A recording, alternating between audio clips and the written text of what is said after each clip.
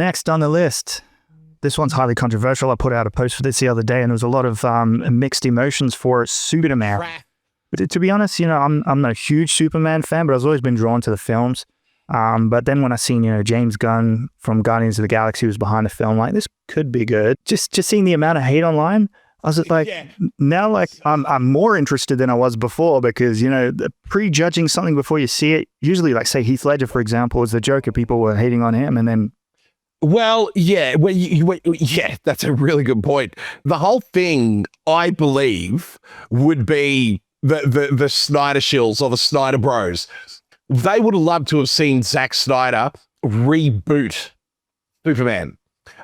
James Gunn is almost like his cinematic equivalent, but his arch nemesis. Yeah, no, I can definitely understand, especially people who love, James Gunn or Zack Snyder. Yeah, they're two different tastes and two different spins, but I think James Gunn did this one justice, and I love all of the Guardians of the Galaxy, so I was 100% on board for this one. And yeah, of course, the main hate is, it's not Henry Cavill again, it's a new Superman. One thing I liked about this film is, unlike all the other Supermans, it didn't start at the beginning. We didn't need a Superman origin story again. We didn't need to see Lois Lane and all that meet up and fall in love. This went smack bang in the middle of a fight as soon as it started. So we're already in the middle of something going on, and it just continued like that. So that was amazing for me. And yeah, you can't rule one person as a superhero because they all come back to comic books. So I get why people are upset about Henry and him wanting to return, but Batman is several people, but Michael Keaton could be the best Batman, and this person could be the best Superman. But generically going back, comic book is the original Superman, is the original Batman. So whoever's playing is just, we're just trying to keep it on the big screen, because Michael Keaton clearly, he came back for The Flash to resurrect Batman, but he can't keep doing that forever. No, can't, no. This being a reboot, if you will call it that, this is the first film in that universe.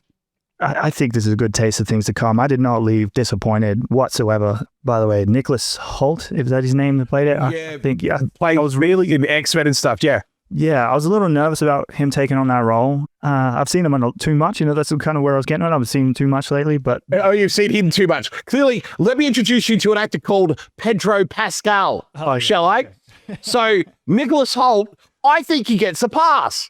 Yeah, no, he does for sure. But what I was thinking is, I'm going to see the same Nicholas Hoult in this film, but we didn't see Nicholas Hoult. What he transformed himself into the Superman film was a masterpiece. Like, transformed. Yeah, mate. Man. Did you not see him in Nosferatu? I haven't seen Nosferatu yet. No. My boy Bill Skarsgård's in it. Yes, sir.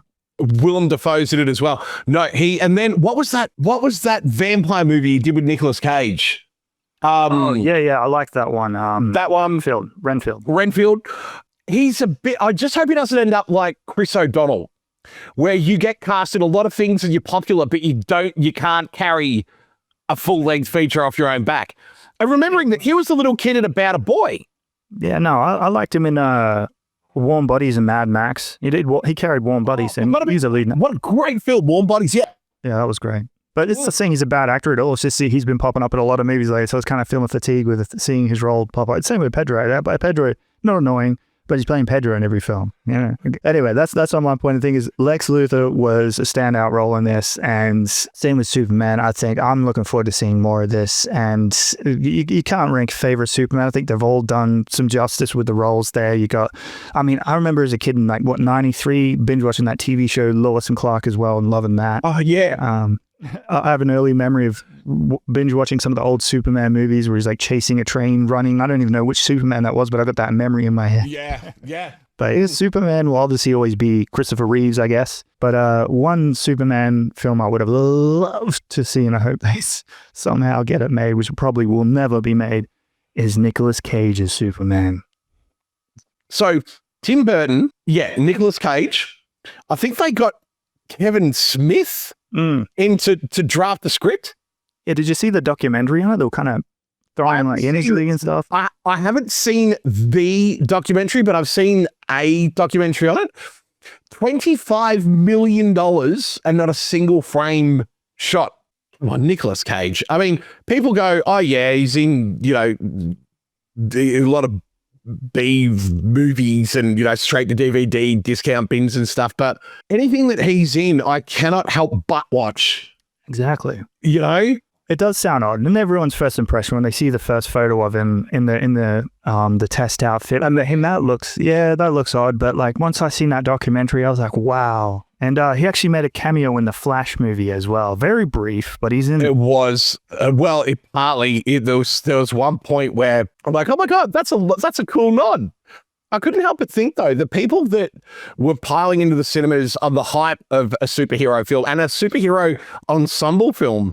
How many people, just regular everyday punters, were going, why is Nicolas Cage Superman? Yeah, but overall, I'm looking forward to see what they do more with Superman, and I do think, hate aside, you should definitely give Superman, the new Superman, a try.